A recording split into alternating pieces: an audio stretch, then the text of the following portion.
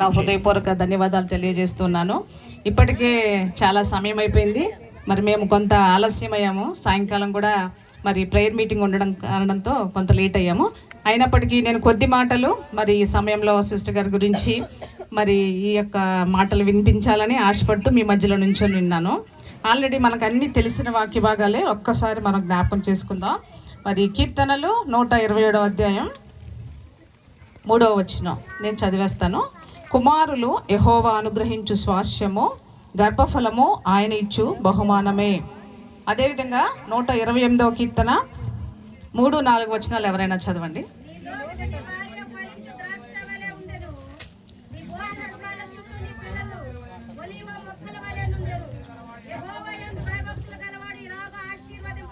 చాలండి. మరి ఈ వాక్య భాగాలు మనందరికీ చాలా పరిచయమైన వాక్య భాగాలే. అయితే మొట్టమొదటికి ఇక్కడ ఈ దినాన ప్రత్యేకమైన సమయము కదా. ఎందుకు ఇక్కడ అందరం చేరి ఉన్నాం? బేబీ షవర్ అంటే పుట్టబో బిడ్డకు మనందరి ఆశీర్వాదాలు కావాలని సంఘమంతా కలిసి ప్రార్థన చేశాం. అనేక మంది సేవకులు, బంధువులు, స్నేహితులు వారందరి ఆశీర్వాదాలు కావాలని మరి ఈ సమయంలో ప్రార్థన కోరుతూ మరి ఈ యొక్క కూడికను ఏర్పాటు చేసి ఉన్నారు. అయితే ఇక్కడ మనం చదువుకున్న వాక్య భాగంలో చూస్తే గర్భఫలము ఆయన ఇచ్చు బహుమానమే కదా. మనకు ఎవరికైనా గిఫ్ట్ ఇవ్వాలంటే ఏంటి? మనకి ఫస్ట్ మనకు ఒక అర్హత ఉండాలి, ఒక రిలేషన్ ఉండాలి కదా. మరి పూజా సిస్టర్ గారికి మరి దేవుడిచ్చిన బహుమానము యొక్క గర్భఫలము. మరి వైద్యులకు పరమ వైద్యుడు మరి దేవాతి దేవుడు ఆమె గర్భాన్ని తెరవడాన్ని బట్టే మరి ఆమె గర్భఫలాన్ని పొందుకున్నారు. అయితే దేవుడిచ్చి బహుమానాన్ని పొందుకోవడానికి మరి కొన్ని అర్హతలు, ఆత్మీయ తల్లిగా మరి మనం వాక్యానుసారంగా కొన్ని వాక్యాలు చదువుకుందాం. నిజంగా ఎప్పుడు మనకు దేవుడు అటువంటి బహుమానాన్ని ఇస్తారు, మనం ఎటువంటి మరి లక్షణాలు కలిగి ఉండాలి ఆత్మీయంగా, ఈలోక సంబంధంగా కాదండి, వాక్యానుసారంగా ఎటువంటి మరి లక్షణాలు కలిగి ఉంటే దేవుడు మనల్ని జ్ఞాపకం చేసుకుంటారో మరి కొన్ని వాక్యాలు చదువుకుందాం. మనందరికీ పరిచయమైన వాక్య భాగమే. మరి ఆత్మీయ తల్లులుగా మరి మనం బైబిల్లో చూస్తే మొట్టమొదటిగా మనందరికీ తెలిసినటువంటి తల్లి మరియమ్మ గారు, యేసుక్రీస్తు యొక్క తల్లి గారు. ఎందుకు మరి ఎంతోమంది ఉన్నప్పటికీ యేసుక్రీస్తు ప్రభువారు ఈ లోకంలో రావడానికి మరియమ్మ గారిని దేవుడు ఏర్పాటు చేసుకున్నారు అంటే ఆమెకు కొన్ని లక్షణాలు ఉన్నాయి. ఏమేమి లక్షణాలు ఉన్నాయో చెప్పగలరా? మరియమ్మ గారికి ఆమె ఎంతో ఫస్ట్ ఆ దూత ఏమని ఆమెను బోధిస్తూ వచ్చింది? దయాప్రాప్తురాల.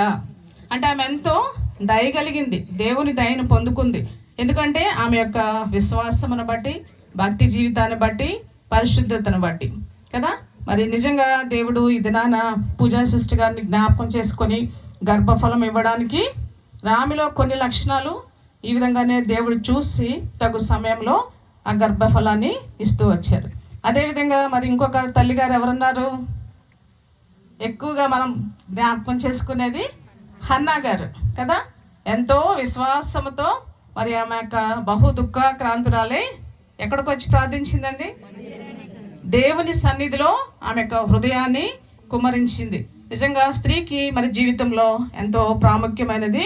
మరి వివాహము అన్ని విషయాల్లో ఘనమైనది. మరి వివాహమైన తర్వాత అందరూ అడిగేది పిల్లల గురించి కదా. ఎవరైతే మరి వివాహమైన తర్వాత పిల్లలు ఈ లోకానికి మరి వారికి గర్భఫలంగా వచ్చినప్పుడు ఆ కుటుంబం సంపూర్ణముగా మరి ఉంటుంది. కాబట్టి ఆ గర్భఫలం ఎంతో మరి దేవుడిచ్చే బహుమానం. ఆ విధంగా హన్నా గారు కూడా ఎంతో దేవుని సన్నిధిలో తన హృదయాన్ని కుమరించింది. ఆమె వేదనంతా మనుషుల యొద్దకు, డాక్టర్స్ యొద్దకు ఎక్కడికి వెళ్ళలేదు, కానీ ఎంతో మరి వేదన కలిగి దేవుని సన్నిధిలో మరి ప్రార్థిస్తూ వచ్చేది కదా. అప్పుడు దేవుడు ఆమె యొక్క మరి వేదనంతా, ఆమె దుఃఖాన్ని చూసిన వారుగా ఉన్నారు. అంత మాత్రమే కాదు, ఆమె ఇంకేం చేసుకుందండి? ఒకసారి 1వ సమూయేలు చదువుకుందాం. 1వ సమూయేలు గ్రంథం 2వ అధ్యాయం, 1వ అధ్యాయం 10-11 వచనాలు చదువుకుందాం.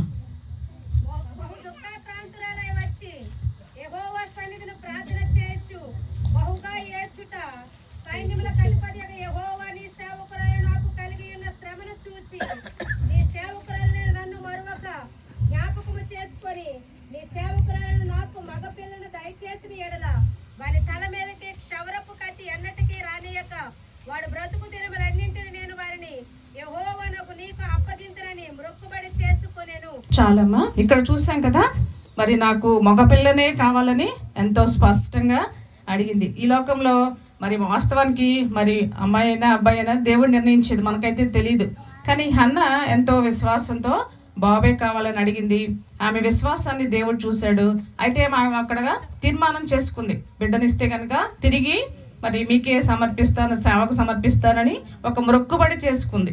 మరి మనం కూడా దేవుడు చేసిన మేలును బట్టి, దేవుడు మనకిచ్చిన గర్భఫలాన్ని తిరిగి మనం దేవునికి సమర్పించే వారంగా, మొక్కుబడి చేసుకునే వారంగా ఉండాలి. ఎందుకంటే చాలాసార్లు దేవుని నుంచి మనం అనేకమైన మేలు పొందుకుంటాం, కానీ మరి మేలు జరిగిన తర్వాత చాలాసార్లు మర్చిపోయే వారంగా ఉంటాం. కానీ దేవుడైతే ఎప్పుడు కూడా కృతజ్ఞత స్తుతులు చెల్లించమంటున్నారు. మరి స్తుతి చెల్లించడమే కాదు, కానీ దేవునికి మనం ఒక మొక్కుబడి చేసుకోవాలి, ఒక తీర్మానం చేసుకొని మరి దేవుణ్ణి మనం కనుక ఆ విధంగా విజ్ఞాపన చేస్తే తప్పకుండా ఆయన యొక్క మన విశ్వాసంను చూసే దేవుడిగా ఉన్నారు, మన హృదయాంతరంగంలో ఎరిగిన దేవుడిగా ఉన్నారు. మరొక తల్లి గారు ఉన్నారు, మరి ఒక మంచి నాయకుడిని ఈ లోకానికి తీసుకొచ్చారు. ఎవరామె? నాయకుడు మోషే గారి తల్లి కదా, మనందరికీ తెలుసు. ఆమె పేరు యొకెబెదు. నిజంగా అప్పుడున్న పరిస్థితుల్లో ఎంతో అననుకూల పరిస్థితులు. అప్పుడు రాజుగారు ఆ యొక్క వారందరూ మగపిల్లలందరినీ చంపేయమని చెప్పారు. కానీ అక్కడ ఉన్నటువంటి ఆ హెబ్రీ స్త్రీలు ఎంతో చురుకైన వారుగా ఉండడంతో, చురుకైన వారు అంటే తెలివిగల వారు అనమాట.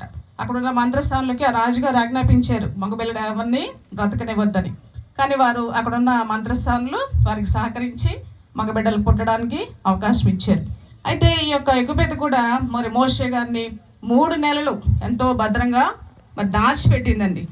ఎంత కష్టం కదా, పిల్లల్ని పెంచే విషయంలో దాచిపెట్టాలంటే ఇంకా కష్టం. కానీ ఆయన ముందుగానే దేవుని ఏర్పాటులో ఉండి మరి ఆ విధంగా ఆమె ఎంతగానో ఆ మోషే గారిని లోకానికి తీసుకొచ్చింది. అయితే ఆయన ఎంత గొప్ప నాయకుడిగా మరి ఇశ్రాయేలు నడిపించడానికి దేవుడు ఏర్పాటు చేసుకున్నారు. కాబట్టి మనందరం మరి తల్లులుగా బిడ్డల కొరకు ముందు నుంచే గర్భఫలం పొందుకోవాలి అంటే ఎంతో ప్రార్థనా జీవితము కలిగి ఉన్నప్పుడే దేవుడు మనల్ని దర్శిస్తారు. ఒకసారి బిడ్డ పుట్టిన తర్వాత బిడ్డను పెంచే విషయంలో కూడా తల్లి యొక్క పాత్ర ఎంతో ఘనమైనది. మరి ఏ విధంగా పెంచాలో కూడా ఒకసారి చదువుకుందాం. కీర్తనలు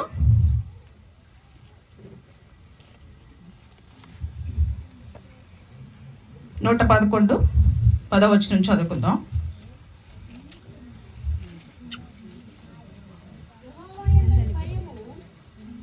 చదువు.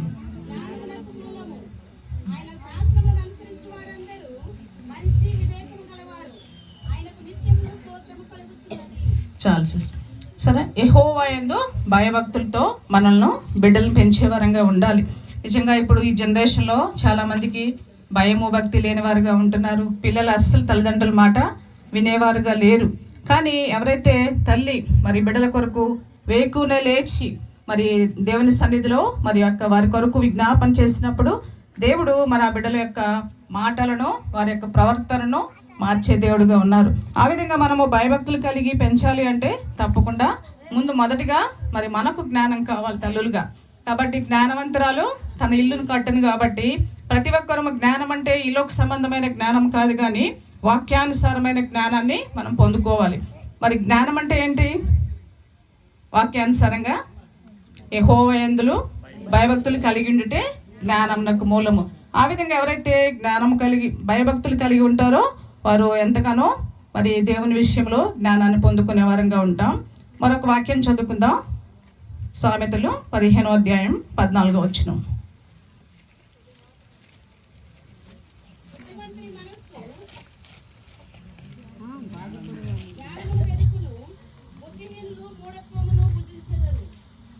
చాలు సిస్టర్. అంటే జ్ఞానము, బుద్ధిమంతుని మనస్సు జ్ఞానము వెదకును, బుద్ధిహీనులు మూఢత్వము భుజించును. అంటే మనం ఎప్పుడు కూడా ఆత్మీయ సంబంధమైన జ్ఞానాన్ని పొందుకోవాలి అంటే, బుద్ధిమంతులుగా మన బిడ్డలు ఎదగాలి అంటే వాక్యాన్ని ఎక్కువగా నేర్పించాలి. చిన్ననాటి నుంచే బిడ్డలకు ఎందుకు సండే స్కూల్కి పంపిస్తాం? వాక్యం నేర్చుకోవడానికి, పాటలు వినడానికి. సో బాలుడు నడవవలసిన త్రోవను చిన్నప్పుడే మనం నేర్పిస్తే వారు పెద్దవాడైనప్పుడు దాని నుంచి తొలగిపోడని దేవుని వాక్యం సెలవిస్తుంది. కాబట్టి ఆ విధంగా ప్రతి ఒక్కరూ కూడా ఆత్మీయంగా దేవుని జ్ఞానాన్ని పొందుకొని దేవుని కొరకు మరి బిడ్డలను పెంచేవారంగా ఉండాలి. ఈ ప్రత్యేకమైన సమయంలో మరి త్వరలో మరి పూజా సిస్టర్ డెలివరీ కొరకు మరి ఆ పుట్టబో బిడ్డ కూడా ఆరోగ్యవంతంగా మరి ఉండాలని మనందరం కూడా ప్రార్థన చేయాలి. అయితే దేవుడు నిజంగా ఏ విధంగా మరి మనల్ని తల్లి గర్భంలోనే సృష్టిస్తూ ఉన్నారో ఒకసారి వాక్యానుసారంగా చదువుకుందాం. కీర్తనలు 139వ అధ్యాయం 13-14 వచనాలు చదువుకుందాం.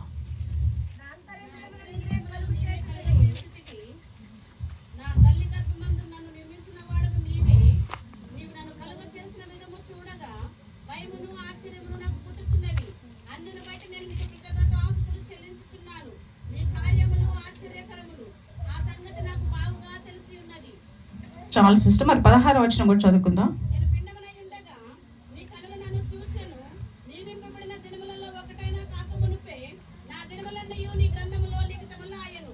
చాలమ్మా, ఇక్కడ చూసుకున్నాం కదా, మరి ఒక బేబీ ఈ లోకంలోకి రావాలి అంటే అది ఎంతో దేవుని చిత్తము. దేవుని చిత్తం లేనిదే, దేవుని ప్రణాళికలో లేకపోతే ఏ యొక్క మరి జీవి కూడా ఈ లోకంలోనికి రాదు. మరి ప్రతి దేవుడు మనుషుల్ని ఏ విధంగా సృష్టించారు అంటే ఒక బొమ్మను చేసి జీవాత్మను ఊదినప్పుడు మరి జీవిగా మరి మారుతూ వచ్చింది. అయితే ఎంత క్లియర్గా దేవుడు చెప్తామన్నారు కదా, అంతరంద్రియములను సమస్తమును కలుగజేసిన వాడు దేవుడే. మరి ఎలాగా బేబీ డెవలప్ అవుతుందో మనందరికి తెలుసా? తెలియదు కదా. కరెక్ట్గా ఈ ఫింగర్స్కి చేతికి 5 వేళ్ళు ఉండాలని, ఆ వేళ్ళలో కూడా 3 పార్ట్స్ ఉంటాయి కదా. క్లియర్ కట్గా దేవుడు దేనికి నిర్మించిన స్థానంలో అది డెవలప్ అవడం అనేది మనిషి జ్ఞానానికి, డాక్టర్స్ జ్ఞానానికి కూడా అందదు. కేవలము అది దేవుని జ్ఞానము. ఆ విధంగా మరి పుట్టబో బిడ్డ ఎంతో ఆరోగ్యకరంగా ఉండాలని ప్రతి మైల్ స్టోన్, ప్రతి ఒక్క పార్ట్ కూడా చక్కగా డెవలప్ అవ్వాలని మనందరం ప్రార్థన చేద్దాం. మరి సిస్టర్ గారు కూడా సేఫ్ డెలివరీ కొరకు మరి మంచి ఆరోగ్యం కొరకు కూడా ప్రార్థన చేయవలసిందిగా కోరుకుంటూ నాకు ఇచ్చిన అవకాశాన్ని బట్టి దేవునికి వందనాలు చెల్లిస్తున్నాను.